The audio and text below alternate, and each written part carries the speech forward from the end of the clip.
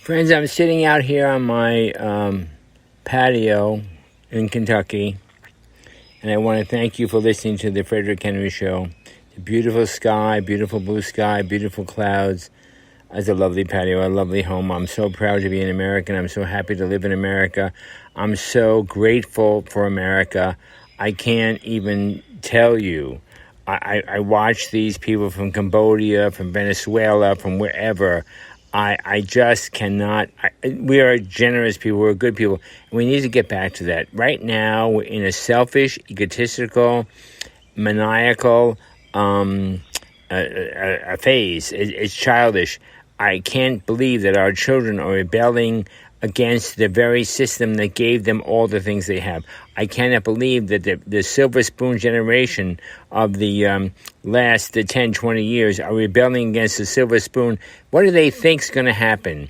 What's going to happen is they're going to destroy the silver spoon. They're going to kill the goose that laid the golden egg. They're going to destroy the society that allowed them to speak out, and then they're going to become slaves. Do they think look at history. Look at what reality is. This is reality. You will succeed in destroying the very civilization, the very culture, the very political, social, societal, religious foundation that allows you to get crazy and protest. You're going to destroy that, and then you're going to have nothing. You have nothing. And those who are smarter than you, and there are many, and those who are craftier than you, and there are many, and those who are more evil and sneaky than you, and there are many. They're using you. Black Lives Matter is being used. Antifa is being used by behind-the-scenes operatives who, as soon as they succeed, they will destroy you. Remember your history. Adolf Hitler used the brown shirts. Everyone wants to throw the black shirts. He used the brown shirts first. He uses Rome, and he uses him to upset the society, to impose the Jewish wearing of the yellow star on every Jew. And if you didn't wear the yellow star, you were beaten up by roving gang, not by the police, by roving gangs of brown shirts. The Kristallnacht was not by the police. It was by roving Antifa, Black Lives Matters type purpose. Lenin, Stalin, they all used the same thing. Mussolini, everybody used it. Read your history. Find out how this is done. And then, after they had succeeded in destabilizing and destroying the society they attacked, these brown shirts, I'll use Hitler as the example. Hitler turned against Rome. He accused Rome of homosexuality, all kinds of problems, and had Rome executed. And then he attacked the brown shirts using the black shirts. The black shirts were the Schutzstaffel, the SS. He used the SS to destroy the brown shirts. The SS is part of the army in a certain sense. The army bought into it. They really weren't the army. Okay, I don't get into that. But the point is, the brown shirts were the operatives that Hitler used to get what he wanted. And then once he got what he wanted, then he used the black shirts to destroy the brown shirts. So Antifa and Black Lives Matters are the operatives that the people behind the curtains, whoever they are, I don't know their names. Everybody wants to call Soros. It could be Soros. I don't know necessarily that it's Soros. Maybe Soros is innocent. I don't know. But one thing I do know, that these people are evil, and they just intend to use Black Lives Matters, use Antifa to destroy the society, and then once they have done that, they will turn on Antifa, they will turn on Black Lives Matters, and they will destroy them, and they will be the masters, and all the rest of us will be slaves, including Black Lives Matters, including Antifa. So if you don't get that Antifa, you don't get that Black Lives Matters. Now, I want to just share with you an experience I had recently at the airport. I've been flying. And when I was waiting at the airport, I saw young people, men, maybe 20, 21, women, along with the men, many, many single men wearing a black scarf, carrying a backpack, many, many women wearing a black scarf, carrying a backpack, getting on the plane to Las Vegas, getting on a plane to New York, getting on a plane, the cheapest possible flight that they could get. And they were moving with determination. They were moving with a sense of mission. They were moving fast and quick and if you got in their way, I'm sure they would slap you down and knock you to the ground. Now, these people were young, 20, 21, 22, and they were moving with mission and purpose. Now, I've heard from the person who, I don't know her name, on Laura Ingraham. I love Laura Ingraham. Laura Ingraham is awesome. Laura, if you don't listen to the Laura Ingraham show, do it. Laura Ingraham is the cutting edge of everything that you and I stand for.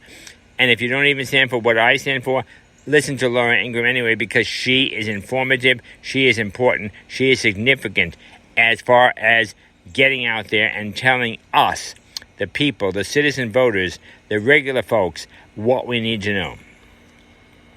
Anyway, these folks all got on planes toward Mount Rushmore.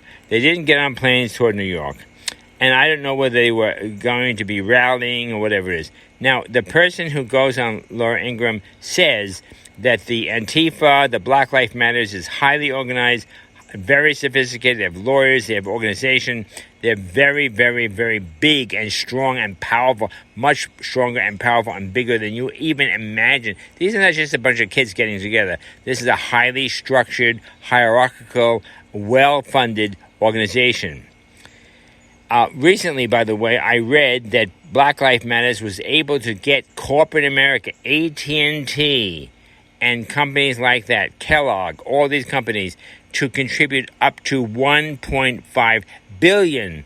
That's the total amount, $1.5 billion to Black Lives Matters and Antifa.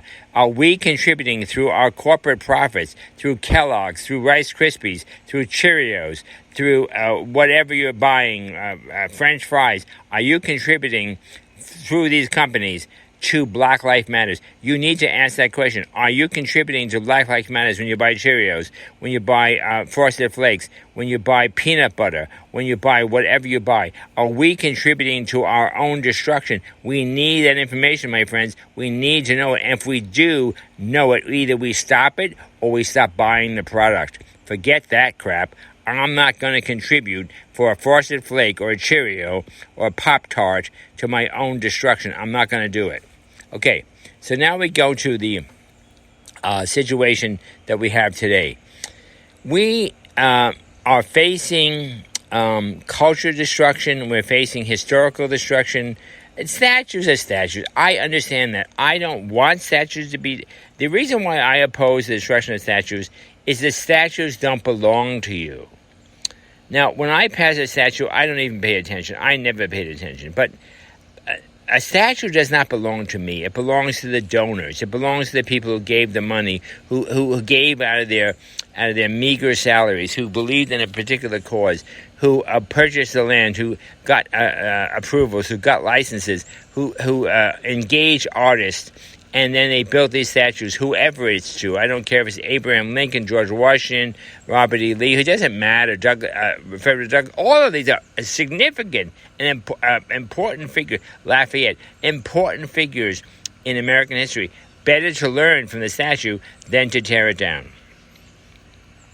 But anyway, the point for me is, it's not your statue. You don't own it. If you own it, you want to tear it down, go ahead, tear it down. I don't give a who cares? But it's not yours. It belongs to the people who built it. It belongs to the people who licensed it. It belongs to the people who funded it. It belongs to the public if they granted that to the public. It belongs to the federal government. And you are a thief. You are a looter. You are a rioter. You are an anarchist. You are a criminal if you tear down my statue. I'm sitting on my patio. I have in front of me a simple umbrella. If you want to invade my house and tear down my umbrella, I will call the police, and hopefully, they will come and arrest you, because this is my property, this is my domain, this is my umbrella. I paid for it. I paid dearly for it. I love it. It's mine. It's not yours. You don't have a right to tear it down. You don't have a right to destroy it. It's not yours. It's mine. The basis of our society in Western civilization is that the owner of the property is the owner of the property. The owner of the item is the owner of the item. The owner of the home is the owner of the home. We have to reassert that, my friends. You are sitting in your beautiful patios, your beautiful decks, your beautiful suburban homes, and you think they can't come and destroy that. Well, they can. You say, well, it doesn't matter. They're destroying the statue. It does matter. If they destroy the statue, if they destroy the church, if they destroy these other things, then they're destroying you. They're destroying everything that's yours.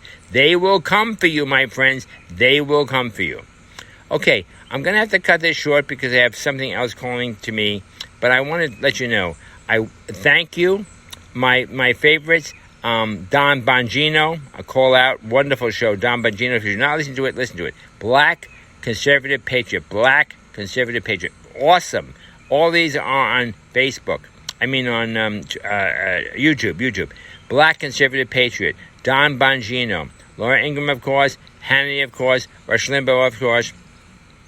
But there are many others. The Still Report. The Still. S-T-I-L-L. The Still Report. Wonderful broadcast. Wonderful podcast. Get in there and make your voice known. Speak up. Send messages.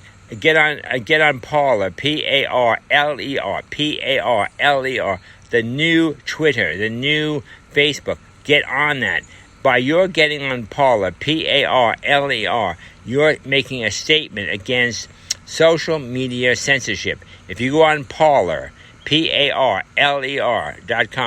then you are making a statement against Facebook censorship, against Twitter censorship, against all the other censors who would stop us from having the freedom of speech and the freedom of expression. So, my dear friends, this is Frederick Henry. And I want to thank you for listening. I can't tell you from the depths of my heart, every single day, I thank God. I thank God for people like you. I thank God that there are millions and millions. You are not alone. Don Bongino did a wonderful show the other day, and he said, you are not alone. You are not alone. Pope John Paul II said, do not be afraid. Do not be afraid. These phrases from Pope John Paul II, a wonderful, wonderful Pope. Do not be afraid. And from Don Bongino, you are not alone. This is what we need to hear, and this is what we need to do, because we are a powerful source for the new world and against those who would destroy our world. So thank you very much. This is Frederick Henry, and you're listening to The Frederick Henry Show.